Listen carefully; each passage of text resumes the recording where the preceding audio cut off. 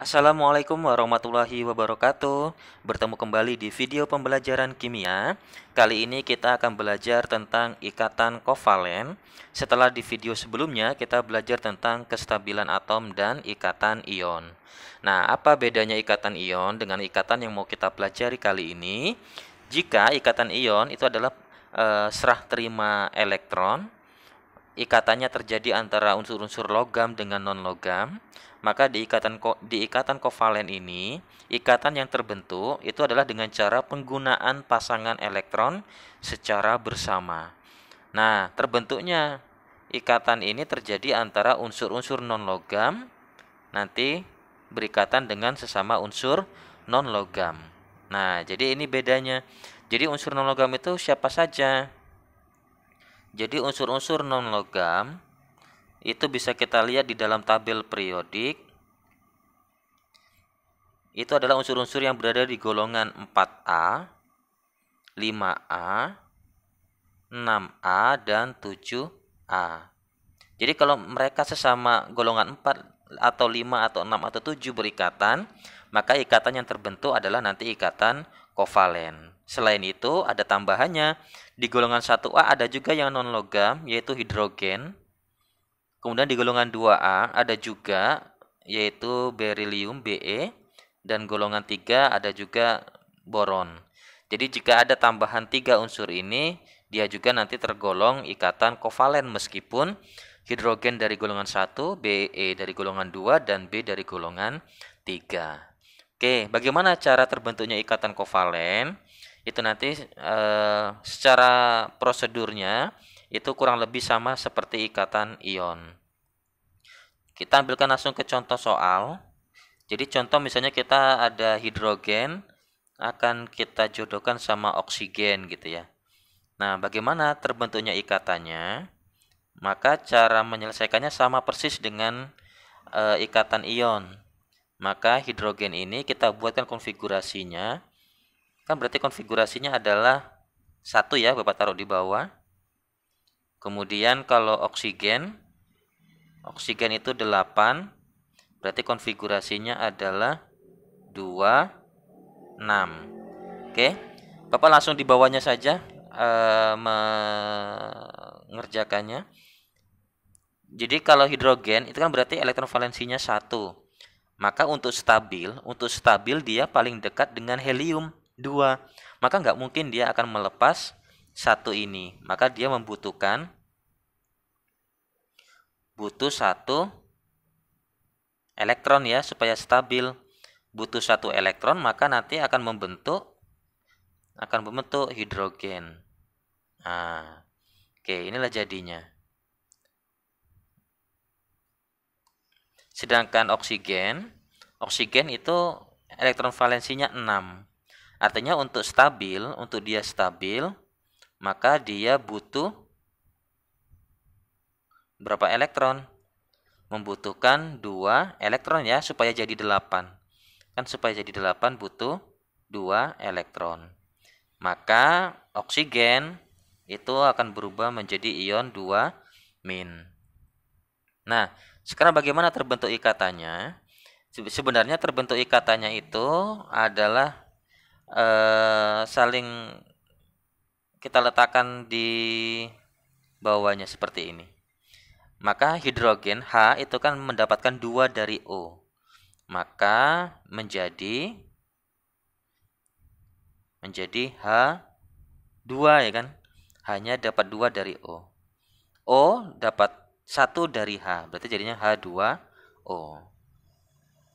Ikatannya tapi ikatan kovalen. Kenapa ikatan kovalen? Karena dua-duanya saling butuh elektron. Oke. Ini versi 1 deh cara mengerjakannya ya, Bapak buat ini versi 1. Cara 1. Biar lebih puas kita pakai cara 2 deh. Cara 2 ini yang Bapak akan buatkan sama persis kayak kita kemarin ya. Berarti hidrogen 1 itu konfigurasinya adalah 1. Berarti dia akan butuh 1 elektron supaya nanti jadi 2 ya. tambah 1 berarti konfigurasinya jadi 2, sama kayak helium.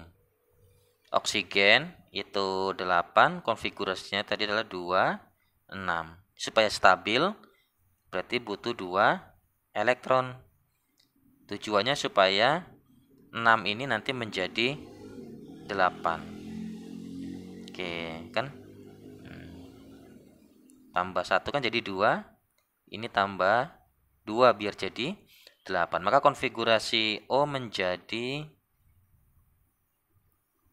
karena butuh berarti jadi negatif, konfigurasinya jadi 2, 8. Oke, elektronnya belum sama nih, kan gitu ya kemarinnya. Ini elektronnya 1, ini elektronnya 2. Berarti kita atas kali 2, bawah kali 1 ya, biar sama. Maka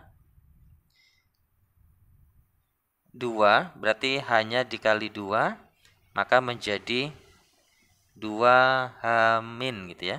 Kan dikali 2 hanya. Sedangkan O-nya dikali 1. Maka tambah O2 min. 1 nggak perlu ditulis ya. Kalau sudah, berarti kesimpulannya kan berarti hanya ada berapa di sini? Hanya ada 2. Kan 2 H- berarti hanya ada 2, maka jadinya H2. Sedangkan O, angka di depannya nggak ada ya. Angka 1 berarti jadinya O. H2O. Oke. Kalau kita lihat, kemarin kalau ikatan ion, itu elektron yang di atas itu letaknya di sebelah kanan ya. Sebelah kanan tanda panas, sedangkan yang bawah sebelah kiri tanda panah. Kalau ini, contoh kedua kini, di ikatan kovalen itu dia letaknya sama-sama di sebelah kiri. Sama-sama butuh elektron. Ini dia, muatannya sama-sama negatif. Maka kalau dia nanti ketemu muatannya sama-sama negatif, berarti dia ikatan kovalen. Oke, seperti itu. Kamu bisa memilih mau pakai cara 1 atau cara 2. Yang artinya nanti sama-sama saja. Ikatan ion kemarin juga bisa diselesaikan dengan cara 1 ya. Sama saja. Intinya adalah bagaimana nanti kita bisa meramalkan bentuk senyawanya. Nah, seperti pengertiannya tadi, kan ikatan kovalen itu pemakaian bersama elektron. Maka sampai di sini sih selesai sebenarnya, tetapi kita nggak nampak yang mana ikatan pemakaian bersama elektronnya itu yang mana. Nah, oke. Maka untuk bisa mengetahui bagaimana ikatan itu dipakai bersama, elektronnya dipakai bersama, maka kita bisa membuatnya berupa struktur Lewis untuk melihat elektronnya dipakai ya. Elektron dipakai bersama. Maka kita bisa membuatkan Lewisnya. Lewis dari H2O. Jadi H2O ini akan kita buatkan struktur Lewisnya. Berarti buat struktur Lewis namanya. Struktur Lewis itu yang kayak mana? Yang pakai titik-titik kemarin itu ya. Titik-titik. Oke, sekarang H2O. H tadi kan H itu tadi golongan 1 ya. H itu kan 1 golongan 1. Berarti kan konfigurasinya 1 tadi. Maka kalau kita ubah jadi Lewis berarti kan titik saja gitu ya. H ada titik 1. Sedangkan O itu kan tadi 8, konfigurasinya adalah 2, 6. Berarti kalau kita ubah jadi Lewis, O itu jadinya ada 6 ya. 1, 2, 3, 4, 5, 6. Nah, sekarang bagaimana cara kita menyatukan agar menjadi, kan senyawa kita adalah H2O. Berarti kalau kita gambarkan Lewisnya, kan ini sudah dapat 1, dapat 1. Hanya ada 2 ya. H2 berarti hanya akan kita buat 2 kali. O itu kan jumlahnya 1, H jumlahnya 2, maka yang di tengah adalah O. Hanya kita letakkan di sebelah kiri dan di sebelah kanan O. Oke. Nah, kalau sudah, H tadi kan ini itu elektronnya cuma 1 ya. Berarti kita letakkan 1. H yang di kanan juga tentu cuma ada 1. Sedangkan O itu kan elektronnya tadi ada 6 ya. Maka kalau H nyumbang 1, maka O juga hanya akan nyumbang 1. O yang di sebelah kanan hanya juga nyumbang 1, maka O juga akan nyumbang 1. Oke, ini dia.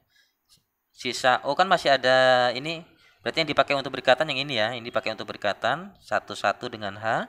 Berarti masih ada sisa 4, kita letakkan di atas dan di bawah. Nah, inilah namanya struktur Lewis, H2O. Nah, kalau kita lihat sekarang, maka elektron H sekarang kan jadi 2 ya nih, 2. Satu milik dia, satunya milik O. Jadi elektronnya dipakai bersama. Jadi H stabil. H sebelah kanan juga sama, elektronnya 2. Kan gitu ya. Satu milik H, satunya milik O. Karena dipakai bersama berarti bisa diakui milik bersama. O sendiri bagaimana? O sendiri sekarang elektronnya jadi ada 8 ya. Atas 2, kiri 2, bawah 2, kanan 2. Elektronnya jadi 8. O stabil, elektronnya jadi 8. H di kiri dan kanan stabil, elektronnya sudah jadi 2. Nggak ada yang dilepas, tetapi elektronnya karena sama-sama butuh, elektronnya dipakai bersama. Pemakaian bersama elektron inilah yang disebut sebagai ikatan kovalen. Oke, seperti itu. Sekarang kita ambilkan contoh lainnya. Contoh lain yang kedua, misalnya kita akan berikatan antara C6 akan diikat dengan berikatan sama H1 gitu ya.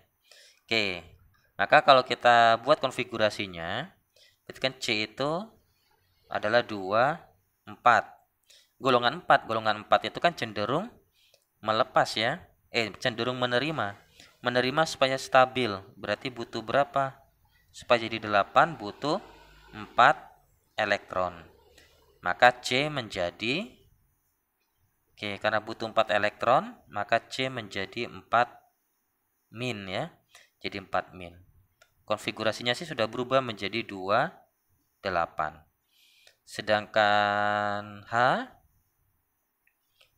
sama kayak tadi, berarti H itu 1, konfigurasinya 1. Untuk stabil dia butuh 1 elektron.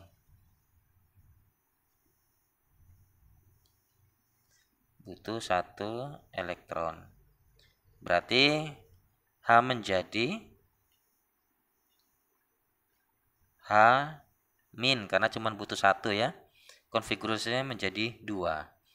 Nah, sekarang kalau mau berikatan berarti 4 nggak kelihatan ya. 4 ini pindah jadi milik H. 1 ini pindah jadi milik C. Maka ikatannya menjadi C-nya kan berarti cuma dapat 1 dari H ya. Sedangkan H-nya dapat 4 dari C. Maka jadinya CH4. Oke, selesai. Ikatannya adalah ikatan kovalen. Oke. Nah, ikatan kovalen ini berarti jika kita buatkan Lewisnya. Sekarang kita buatkan Lewisnya. Berarti C itu tadi adalah konfigurasinya kan 2, 4. Berarti kalau kita buatkan Lewisnya berarti ada 4 ya. 2, 3, 4. H sendiri tadi adalah konfigurasinya 1. Berarti kalau kita buatkan Lewisnya berarti H1. Tapi hanya ada 4 ya sekarang ya. Hanya ada 4. Berarti boleh kita buat 4 buah ya. 2, 4. Nah, kan senyawa kita adalah CH4. Senyawa kita CH4. Gimana cara membuat Lewisnya? CH4 berarti C-nya yang 1 berarti taruh di tengah, hanya 4 berarti kita letakkan di atas, kiri, bawah, kanan. Kita selalu mulai dari H. H itu cuma punya 1 elektron berarti kasih 1, H kanan 1, H bawah 1, H kiri 1. Karena H cuma nyumbang 1 maka C juga nyumbangnya 1. Nggak boleh lebih banyak. Jadi 1, C-nya juga 1, bawahnya 1, hanya 1. Kan pas ya. C-nya tadi ada 4 kan elektronnya. C-nya ada 4, pas dia ada 4. H tadi 1. Masing-masing masuk ke sisi ada atas, bawah, kanan, kiri. Oke, ini hanya itu C-nya. Kalau kita lihat sekarang berarti H sudah stabil dengan 2 elektron, C sendiri juga sudah stabil dengan 8 elektron. Sudah terpenuhi aturan oktet. Oke. Seperti itu cara pembentukan ikatan kovalen. Sampai di sini sudah sangat bagus kamu paham. Bisa sampai membuat struktur Lewisnya itu juga lebih luar biasa lagi, ya. Nah, itu dia tentang ikatan kovalen, jadi pemakaian bersama sepasang elektron. Sampai di sini mudah-mudahan bisa dipahami. Nah, nanti ikatan kovalen itu berdasarkan jumlah pasangan elektron yang digunakan. Itu nanti akan kita bagi menjadi ada kovalen tunggal, ada kovalen rangkap 2 dan kovalen rangkap 3. Kovalen tunggal itu contohnya tadi seperti CH4. CH4 tadi itu kan CH4. Ini contohnya ya, kovalen tunggal itu. Kan tadi H nyumbang 1, 1, 1, 1, sedangkan C-nya juga nyumbang 1, 1, 1, 1. Nah, ikatan yang Bapak lingkari kuning ini masing-masing itu nanti kita namakan sebagai ikatan kovalen tunggal. Kenapa? Karena saling menyumbang 1. Oke. Sedangkan rangkap 2 itu nanti misalnya kita punya senyawa O2. O2 itu kalau kita buatkan Lewisnya kan berarti O. Nah, nanti di sini O itu kan sendiri tadi elektronnya ada 6. Berarti nanti dia akan saling menyumbang 2. Terlalu dekat ya jarak O-nya ya. Oke. O di kiri nyumbang 2. Berarti masih ada sisa 4 elektron lagi. Sedangkan O yang di kanan juga nyumbang 2. Masih ada 4 elektron lagi. Jadi elektronnya sekarang masing-masing O itu sudah jadi 8 ya. Tetapi karena dia saling menyumbang 2. Nah ini dia. Saling menyumbang 2 ini, maka disebut kovalen rangkap 2. Ikatannya rangkap 2. Sedangkan rangkap 3 itu contohnya, berarti misalnya kita punya N2. N2 itu nanti cenderung membentuk kovalen rangkap 3. N yang di kiri nyumbang 3. N itu golongan 5. Nanti masih ada sisa elektronnya 2. Maka N di sebelah kanannya juga cuma akan nyumbang 3. Masih ada sisa 2. Jadi kalau kita lihat, elektronnya sekarang kan jadi 8 nih. N yang di kiri 8 elektronnya. N yang di kanan juga 8. Nah, yang Bapak lingkarin di tengah-tengah, yang di tengah-tengah ini kan saling nyumbang 3 dia. Maka disebut kovalen rangkap 3. Itu dia bedanya kovalen tunggal, rangkap 2 dan rangkap 3. Jadi saling menyumbang 1 disebut kovalen tunggal, saling menyumbang 2 disebut rangkap 2, saling menyumbang 3 disebut kovalen rangkap 3. Oke, demikian untuk ikatan kovalen. Terakhir, di sini ada pengecualian kaidah oktet. Jadi, artinya bisa saja ikatan kovalen itu nanti tidak memenuhi kaidah oktet, yaitu jumlah elektronnya 8. Contohnya adalah ini satu, senyawa yang tidak mencapai aturan oktet itu adalah BeCl2. Be itu kan golongan 2 ya. Jadi kalau kita buatkan Lewisnya, BeCl2 yang sendiri kan Be, berarti Be di tengah, Cl-nya taruh di kiri dan di kanan. Be itu golongan 2, bisa dilihat paling atas. Maka elektronnya cuma ada 2, berarti ditaruh di kiri 1, taruh di kanan 1.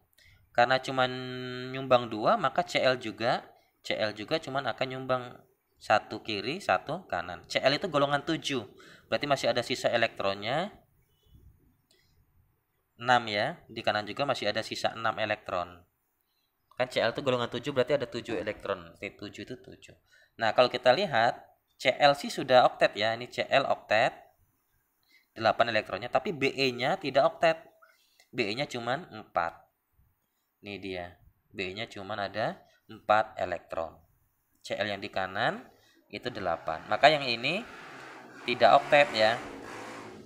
Tidak oktet, tapi dia stabil gitu. Jadi artinya tidak semua senyawa kovalen, senyawa kimia itu harus oktet. Kemudian ada juga di situ ada NO2. Artinya kalau dia elektronnya nanti ganjil, jumlah elektronnya nanti ganjil, maka nanti juga akan kesulitan untuk membentuk eh, oktet. Ada juga oktet berkembang.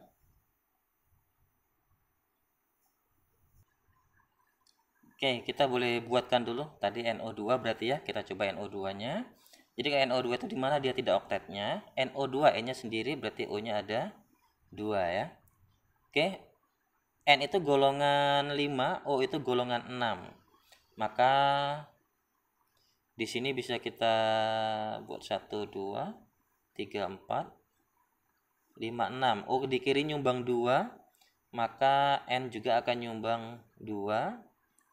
N di sini ada 2, kemudian O tidak nyumbang. Nah, berarti masih utuh 6 elektron.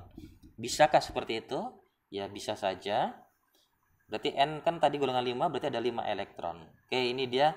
Kalau kita lihat, O sekarang dia oktet nih. O yang di kiri oktet, elektronnya 8. O yang di kanan juga oktet 8. Tapi N-nya tidak oktet.